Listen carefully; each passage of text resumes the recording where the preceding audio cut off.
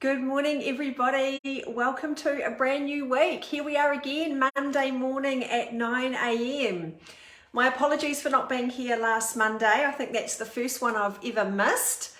So my explanation for that is last Monday was a particularly busy day for me with my clients, and I actually wanted to go live later in the week, and then I was putting together the finishing touches on our brand new challenge, our Raw to 4 challenge, and realized that one of the documents had completely been misformatted and a lot of the information was missing, and I had to redo the whole thing. So I completely ran out of time. Anyway, back again this morning, and today's subject is all about my family's top 25 tips for health and well-being. And the reason this subject has come up is that as I've been putting together the program for our Raw to 4 challenge, which starts today, by the way, we had our group Zoom coaching session last night to get everyone started. So everyone's underway this morning.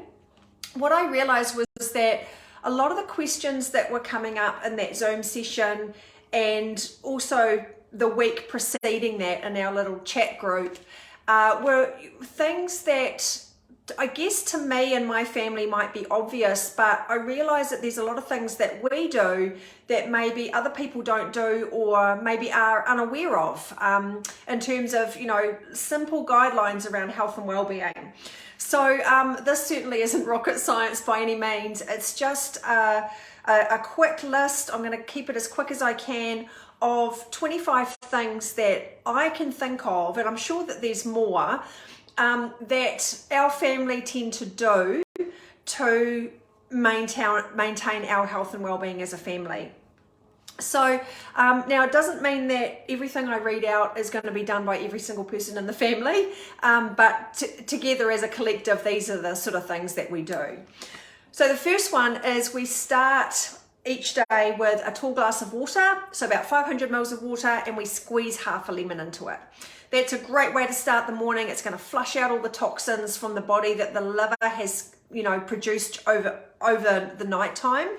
And it's also very alkalining for the body. So lemon, even though it tastes acidic, it's actually very alkaline inside the body, and it's very, very good for you.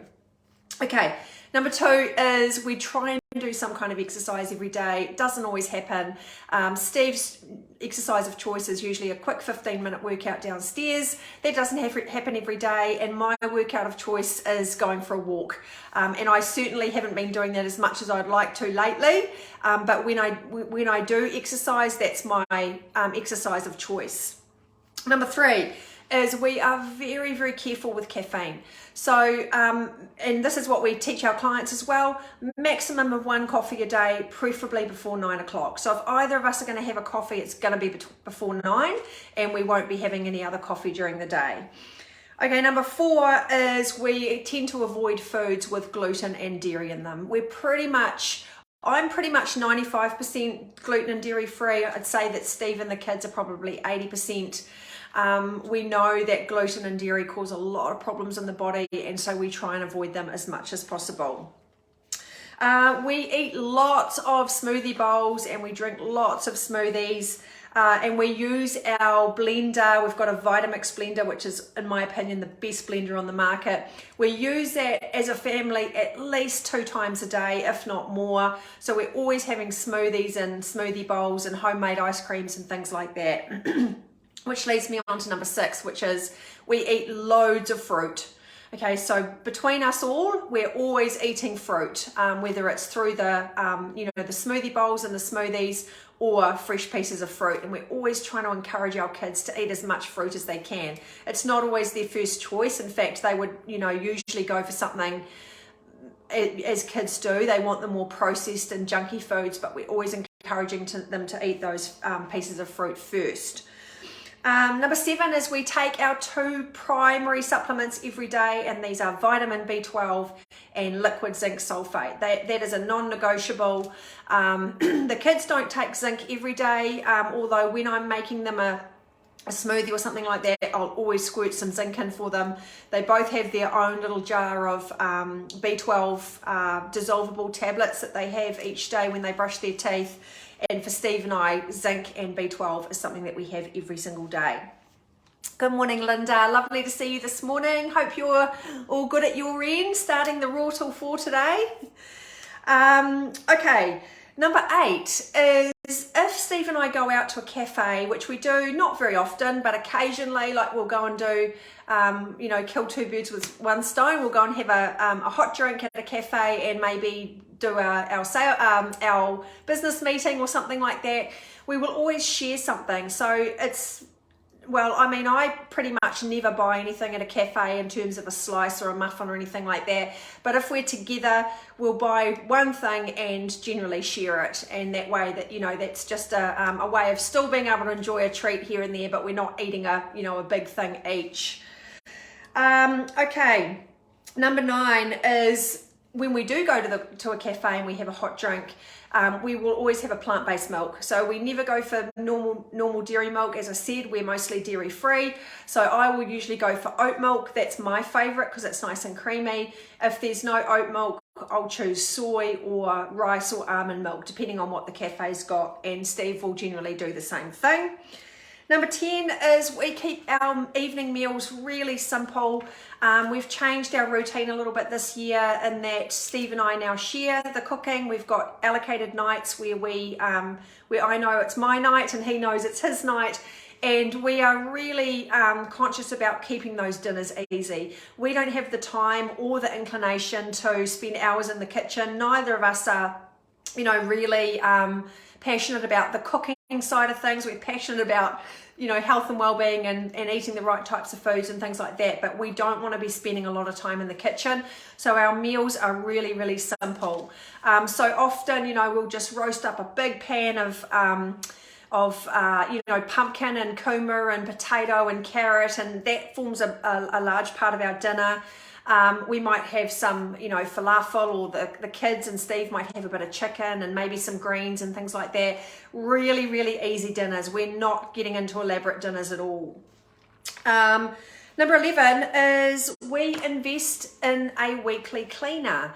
And, excuse me, when I joined the business, this became an absolute priority for us.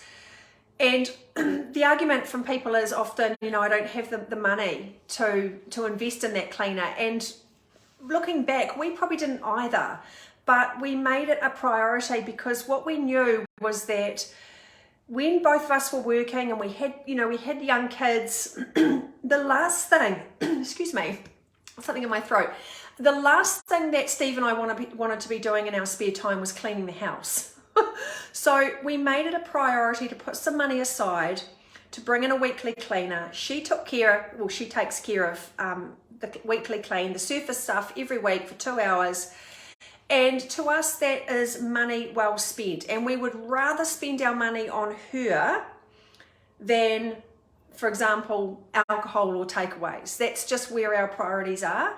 And what it does is it actually frees us up to spend more quality time doing the things we want to do and not have that pressure in the back of our minds of, we need to clean the bathroom and we need to, vacuum and all that sort of thing. So I always recommend it to my clients when there's a couple and they're both working and they have children. One of the best things you can do is get a cleaner and prioritize that money for that cleaner. Maybe, take out something else that you don't need. Stop spending on something that may be a little bit unnecessary and put it towards a cleaner. Honestly, it's life-changing stuff. Which brings me on to number 12, which is we delegate a lot of our household chores to our kids. So the cleaner comes in on a Friday, and sometimes she can't come because she's got young kids too. And so on those weeks, our kids take over those jobs and they get paid extra for them. So we will allocate the jobs to the kids. And for example, our daughter will do the bathroom, our son will do the vacuuming. There's a few other jobs that they need to do as well. And they will get paid money on top of their weekly allowance. So they both get a small weekly allowance, which covers basic chores like, loading and unloading dishwashers and folding laundry and putting loads of washing on and things like that. And then on the weeks that our cleaner can't come, they will take her jobs and they'll get paid extra. But they also do bigger jobs around the house, like they clean our cars, they mow our lawns, We taught them this stuff from a really, really young age, and now they are at the point where we don't need to supervise them. They just get it done. It takes a huge load of pressure off us, and it's a win for them as well because they get extra pocket money. So I can't emphasize this enough. If you're busy people, if you've got a busy family, get the kids to do the jobs. You have enough to do. You have enough to do keeping the family afloat, working, you know, driving your kids to their activities. They can pitch in and do their share, and it's really important for them to learn those skills. Okay, number 13 is we never have dessert. That's just not something that we do in our family. I don't ever remember being, you know, growing up in my family with dessert, maybe once in a blue moon. So we don't cook desserts. As I said, like we're not fans of being in the kitchen, so we're not going to be spending our time doing that. But the kids usually will get a small treat. If they eat all their dinner, they'll get something little at the end, maybe a little biscuit or piece of chocolate or something like that.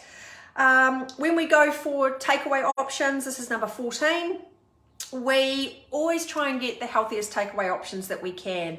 We're at a point now, particularly for Steve and I, where if we go and have something really junky and really, you know, laden with calories and fat and salt, our bodies will just really rebel against that because we're pretty used to eating well.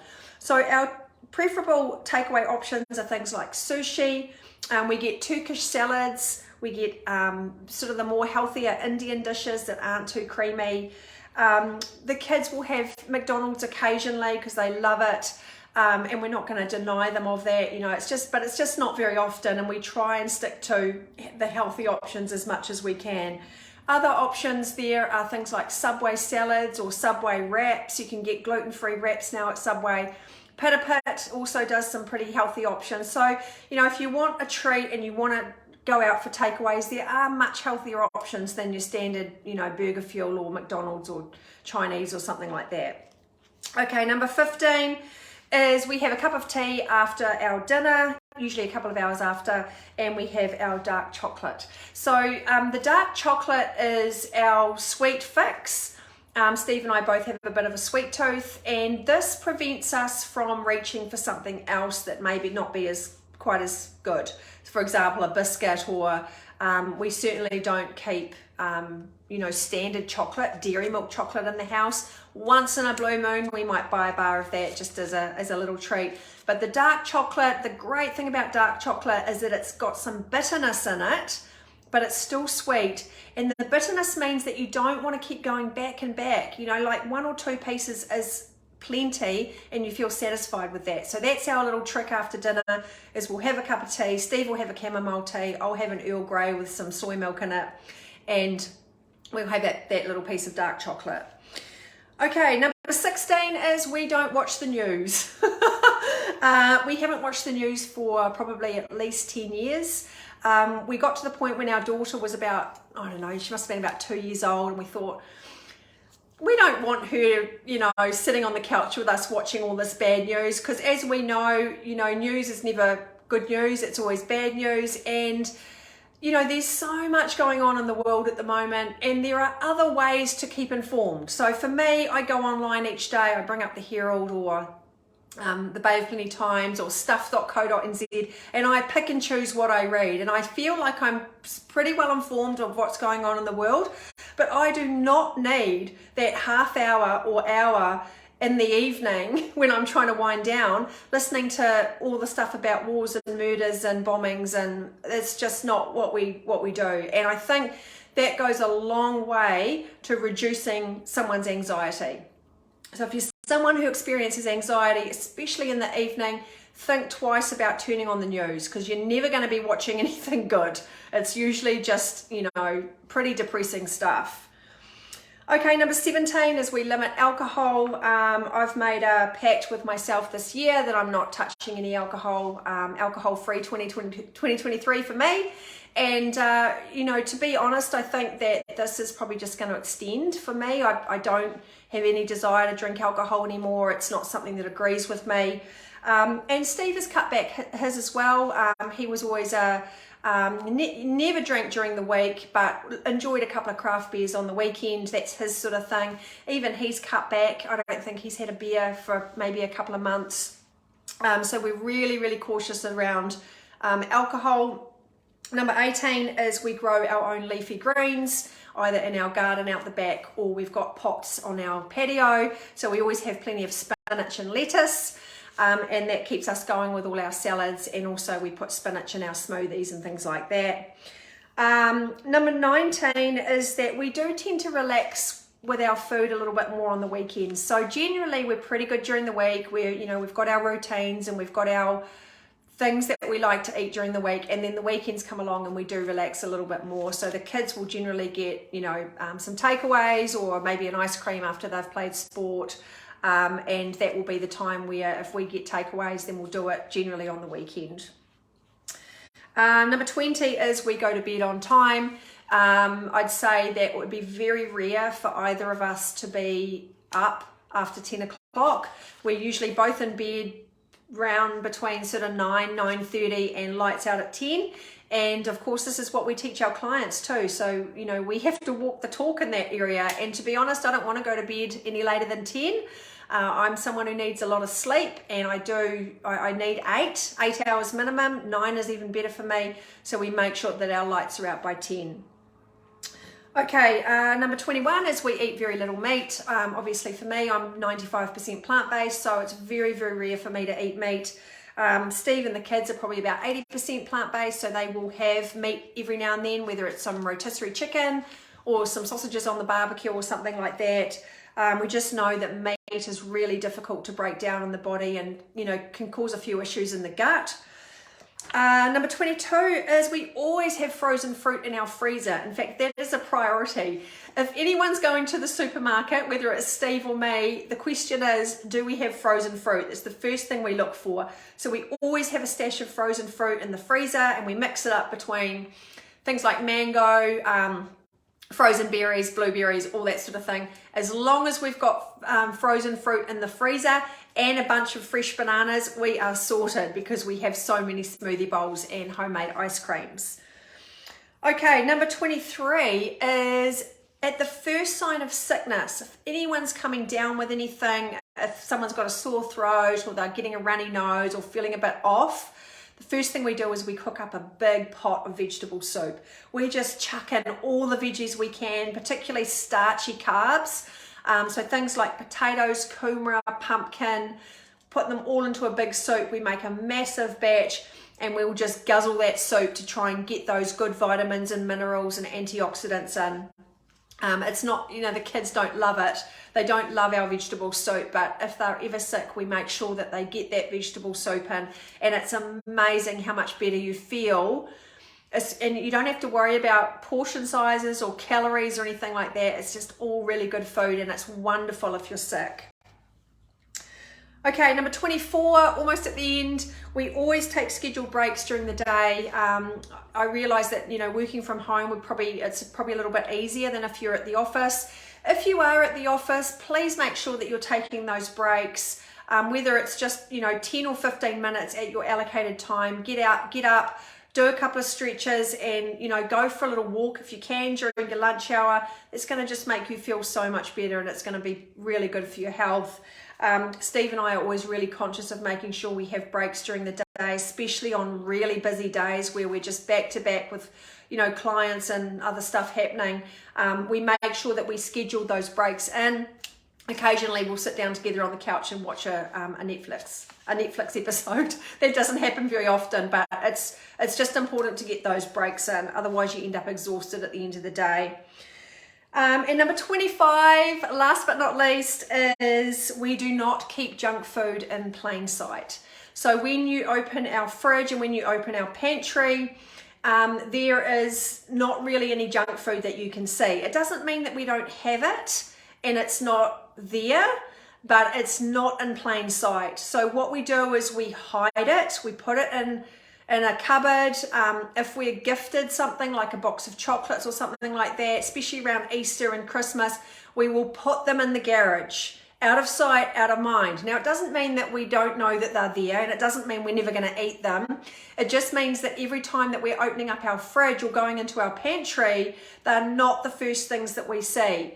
So, out of sight, out of mind is really important. If you're someone who struggles with comfort eating and you like eating that, you reach for those junky things, whether it's a biscuit or a bar of chocolate or something like that, take it out of your line of sight, okay? It actually works. Put it somewhere where your brain you can't see it and your brain's not consciously aware of it at that moment, and you're more likely to reach for something healthy.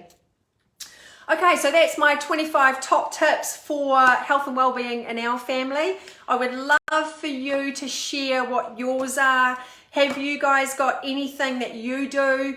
If you're a single person, what are your top tips for health and well-being? If you're part of a family, what kind of things do you do in your family to maintain the best form of health and well-being that you can? I'd love to know. So please comment and let me know what those things are for you. So that's it for today. Go and have a great day, everyone. I'm busy today. I've got lots of clients. And obviously getting people, making sure everyone's on track with their Raw Tool 4 challenge. So thanks to those of you who have tuned in live. Thank you for those who are watching the replay. And we'll catch you same place, same time next week. Okay, everyone, have a great week. Bye.